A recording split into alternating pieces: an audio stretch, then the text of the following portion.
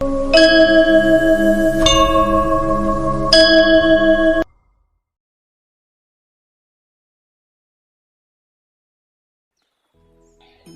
भटकाने वाला ग्रंथ नहीं, बल्कि भटके हुए मानव को उसके कर्तव्य पथ का बोध कराने वाला ग्रंथ है। जीवन का ऐसा कोई प्रश्न नहीं है जिसका उत्तर श्रीमद् भागवत गीता में ना मिलता हो। गीता ही एकमात्र ऐसी पुस्तक है जो आपको भोग से योग और आलस्य से आनंद की ओर ले जाती है। आइए वीडियो को शुरू करते हैं। इससे पहले कि हम आगे बढ़ें, अगर आप हमारे चैनल पर नए हैं तो प्लीज़ चैनल को लाइक एंड सब्सक्राइब ज़रूर कर दीजिएगा। आज के भागते दौड़ते जीवन में लोगों के पास सुख सुविधा की हर चीज़ है, लेकिन फिर भी काफ़ी लोग अशांत ही है। मन की शांति चीज़ों से नहीं मिलती है। शांति के लिए हमें गलत इच्छाओं को छोड़ने की ज़रूरत है। जब तक मन में गलत इच्छाएं रहेंगी, हमारा मन शांत हो ही नहीं सकता है। असल में मनुष्य अपने मन की भावनाओं और कल्पनाओं से ही सम्राट और भिखारी होता है। जिसका मन प्रसन्न और स्वस्थ है वह निर्धन होकर भी सम्राट है। जिसके पास अपार संपत्ति का भंडार एवं अनंत ऐश्वर्य के स्वामी होने के बावजूद भी यदि मन में कुछ पाने की चाह बाकी है तो समझ लेना वो अभी दरिद्र ही है, क्योंकि ज़रूरत से ज़्यादा रोशनी भी इंसान को अंधा बना देती है। बहुत कम होने के बावजूद भी यदि संतोष एवं प्रसन्नता जीवन में है तो उसके जैसा कोई धनवान नहीं हो सकता।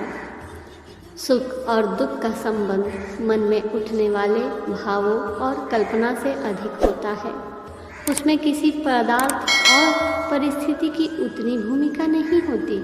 अगर सुख दुख का पदार्थों से कोई लेना देना होता तो एक ही पदार्थ से कभी सुख और कभी दुख का अनुभव नहीं होता।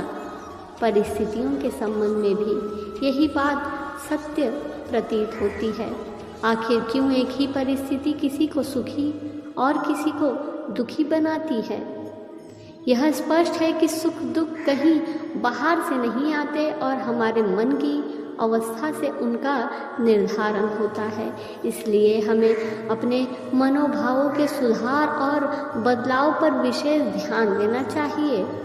खास तौर से हमारे दुख और निराशा का कोई समाधान केवल बाहरी साधनों से होना संभव नहीं है। हमारे शरीर और बुद्धि से परे भी एक ऐसी प्यास और एक आकांक्षा मौजूद है जिसे बाहर से सब कुछ पाकर भी शांत नहीं किया जा सकता।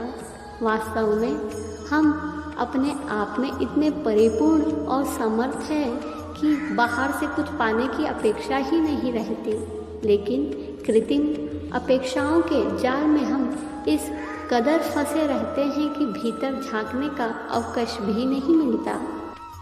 व्यक्ति की हर कामना पूरी हो जाए यह असंभव है।